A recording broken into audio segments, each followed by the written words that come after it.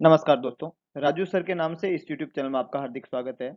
MCQ video की study के अंदर एक और नया एमसीक्यू वीडियो हम लेकर आए हैं दिल्ली एम्स के जो कमिंग एग्जाम है उसके पॉइंट ऑफ व्यू में। लास्ट वीडियो लेक्चर्स के अंदर हमने जीआई सिस्टम की डिफरेंट टाइप की डिजीज के बारे में वहाँ पे हमने पढ़ा था। हमने उन डिजीज का जो है वहाँ पे पैथोफिजियोलॉजी, इसके अलावा उन डिजीज के क्लिनिकल साइन, उसका क्लिनिकल मैनेजमेंट और इसके अलावा डाइटरी चीज़ों के बारे में हमने वहाँ पे कंप्लीटली डिस्कस किया था। आज हम एक नया सिस्टम यहाँ पे लेके आए हैं, यूरिनरी सिस्टम, जिसके एमसीक्यूज हम विद रैशनल है यहाँ पे सॉल्व करने वाले हैं। The first one, which of the following symptom is the most common clinical finding associated with bladder cancer? सवाल ने पूछा है ब्लैडर कैंसर के पेशेंट के अंदर सबसे इंपॉर्टेंट क्लिनिकल मैनिफेस्टेशन क्या होता है, सिम्टम पूछा है, कॉमन मोस्ट कॉमन सिम्टम पूछा है वो मरीज जिसको क्या है ब्लैडर कैंसर। तो ब्लैडर कैंसर के पेशेंट के अंदर मोस्ट कॉमन क्लिनिकल सिम्टम कौन सा देखने को मिलता है? The first option suprapubic pain, second one dysuria, third one painless haematuria and fourth one urinary retention. Which is the correct one? Suprapubic pain, dysuria, painless haematuria and urinary retention. Yes, C is the correct one. That is painless hematuria. The most common clinical manifestation of a patient that suffer from bladder cancer is painless hematuria. दो बातें यहाँ पे important है। Haematuria word का मतलब होता है blood in urine या bloody urine, blood in urine. ये हिमेचूरिया का क्लिनिकल जो है, हिमेचूरिया जो है वो एक क्लिनिकल साइन है। और यूरिन में ब्लड जो है वो पेनलेस होता है, ये पेशेंट है वो bladder cancer.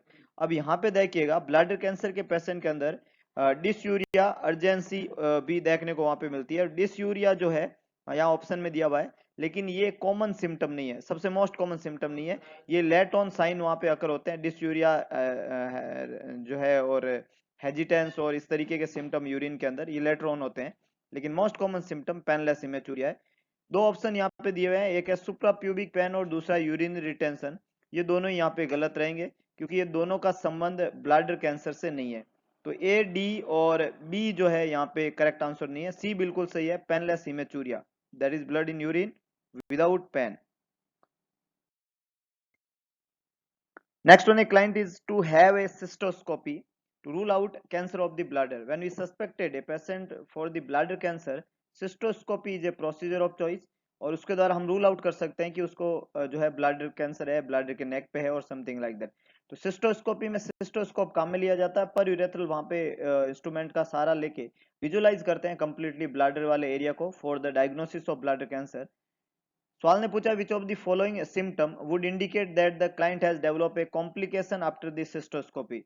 Cystoscopy procedure carried out होने के बाद में होने वाले कॉम्प्लिकेशन कौन से है? तो क्या क्लिनिकल साइन आपको बताएगा कि कॉम्प्लिकेशन हुआ है? The first option is dizziness, the second one is chills, the third one is pink tinged urine and fourth one is bladder spasm. What is the correct answer? Dizziness, chills, pink tinged urine and bladder spasm. Which one is the correct? If your answer is pink tinged urine, तो ये सही जवाब नहीं है। Pink tinged urine और bladder spasm दोनों ही common side effect होते हैं या कॉमन अकर होने वाले सिम्टम होते हैं पोस्ट सिस्टोस्कोपी प्रोसीजर।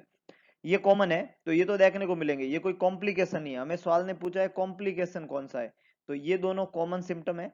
डिजीनेस जो होता है वो ब्लैडर सिस्टोस्कोपी का कॉम्प्लिकेशन के रूप में देखने को नहीं मिलता है। तो करेक्ट आंसर यहाँ पे जाएगा चिल्स। चिल्स जो है वो इंडिकेट करता है कि सिस्टोस्कोपी के बाद में मरीज को एक्यूट इन्फेक्शन हुआ है, एक्यूट इन्फेक्शन को इंडिकेट करता है। और अगर हम उस एक्यूट इन्फेक्शन को ट्रीट नहीं करते हैं तो it is lead to septic shock. इसकी वजह से क्या हो सकता है, मरीज जो है वो सेप्टिक शॉक में जा सकता है। तो पिंक जो चिल्स है वो इंडिकेट करता है कि पेशेंट को जो है वहां पे इन्फेक्शन हुआ है और ये इन्फेक्शन एक कॉम्प्लिकेशन है सिस्टोस्कोपी के बाद में। तो बी यहाँ पे करेक्ट आंसर जाएगा। ए, सी और डी जो है वो यहाँ पे एज ए कॉम्प्लिकेशन नहीं है सिस्टोस्कोपी के अंदर। पिंक टिंग यूरिन और ब्लड स्पाज्म हम पहले ही कह चुके हैं, ये कॉमन अकरेंस है सिस्टोस्कोपी के बाद में, कॉमन क्लिनिकल साइन है। तो बी यहाँ पे करेक्ट आंसर बनेगा, that is chills. Next, identify the image which is given below, and this is the image. You have to identify what it is.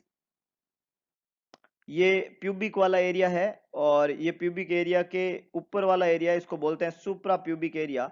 और यहाँ पे हमने एक कैथेटर यूज किया है सुप्रा प्यूबिक एरिया में, जिसको इंट्रोड्यूस किया हमने सुप्रा प्यूबिक एरिया से सीधा ब्लैडर के अंदर। तो सुप्रा प्यूबिक कैथेटराइजेशन, एसपीसी बोलते हैं इसको। This is the image of supra pubic catheter. Supra pubic area से कैथेटर का इंसर्जन हम उन पेशेंट्स के अंदर करते हैं जिनका यूरेथ्रल वे के द्वारा जो है कैथेटर को इंट्रोड्यूस करना पॉसिबल नहीं होता है। ज्यादातर ये बेनाइन प्रोस्टेट हाइपरप्लेशिया के पेशेंट के अंदर देखने को मिलता है।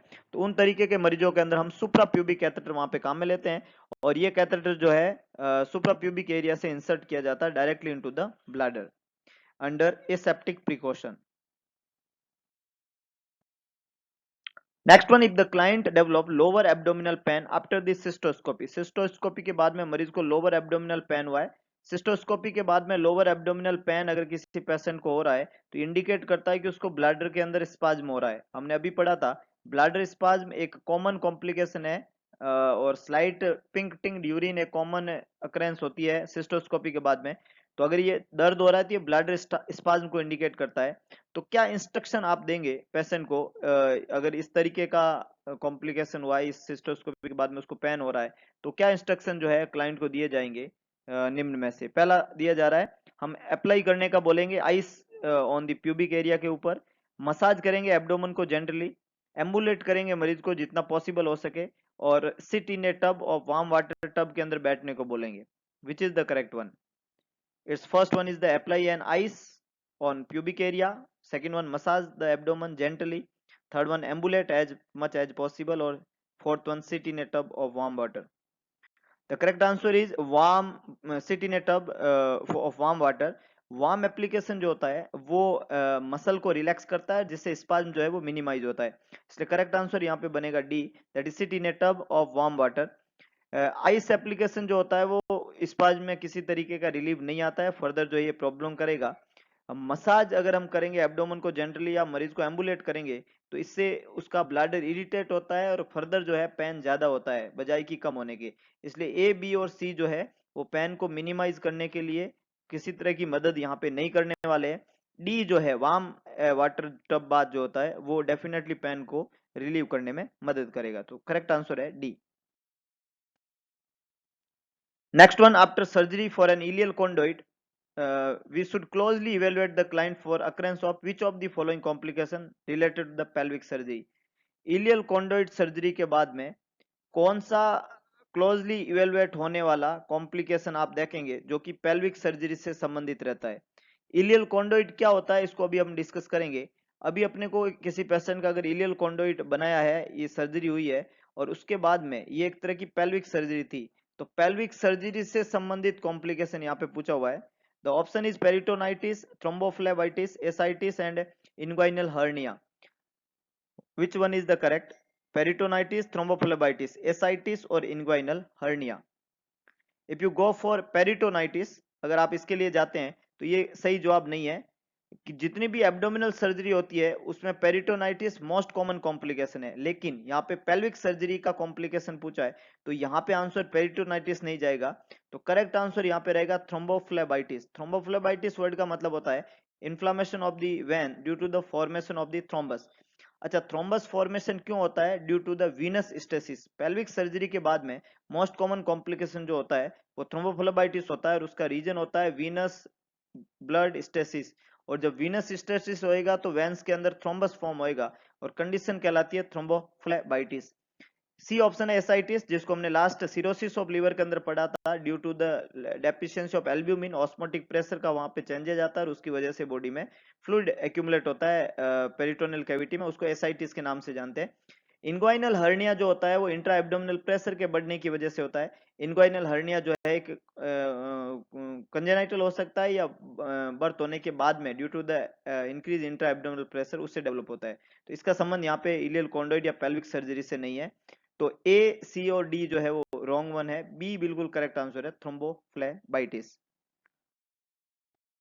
Next one, when teaching a client care for a ileal conduit, we have to instruct the client to empty the appliance frequently.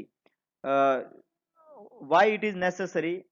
What primarily help that prevent which of the following problem? सवाल ने पूछा है जैसे एक patient ये है, इस patient ये जो किडनीज है, किडनी से यूरेटर्स निकलते हैं और यूरेटर ब्लैडर में खुलते हैं।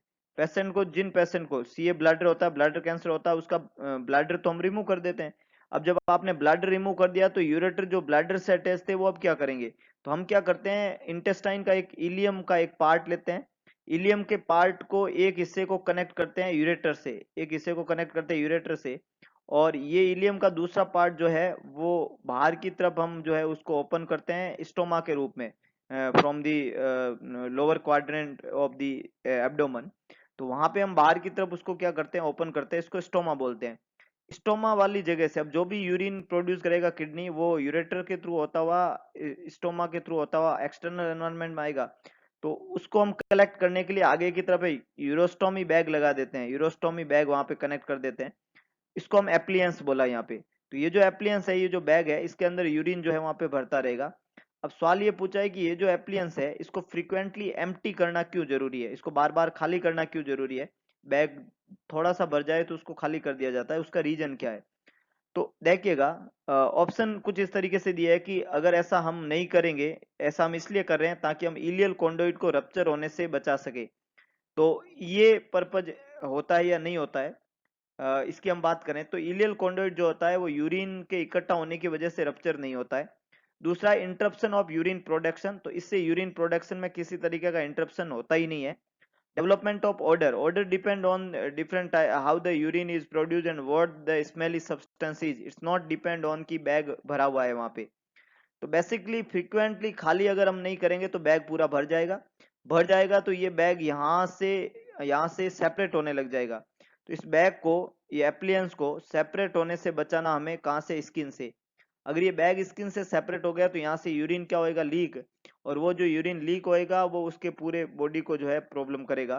तो हम बैग को, एप्लियंस को स्किन से सेपरेट होने से प्रिवेंट करने के लिए उसको फ्रीक्वेंटली एम्प्टी करते हैं। तो ये एक इंपॉर्टेंट क्वेश्चन है, इलियल कॉन्डोइट के पेशेंट के अंदर फ्रीक्वेंटली एम्प्टिंग क्यों की जाती है यूरोस्टोमी बैग का। तो ये कुछ इंपॉर्टेंट एमसीक्यू जो है, आज के लिए इतना ही। कल हम एक नए एमसीक्यू वीडियो के साथ में गए। अगर आपको वीडियो पसंद आया तो वीडियो को लाइक करें, वीडियो को शेयर करें और कमेंट बॉक्स में अपना सुझाव जरूर डालें। इसके अलावा एक काम जरूर करें, इस चैनल और इस वीडियो को मैक्सिमम लोगों तक पहुंचाने का जिम्मा अभी उठाए, ताकि आपकी वजह से कुछ लोग जो है, जो वंचित है अभी भी इस वीडियो से, वहां तक ये वीडियो पहुंच पाए। धन्यवाद।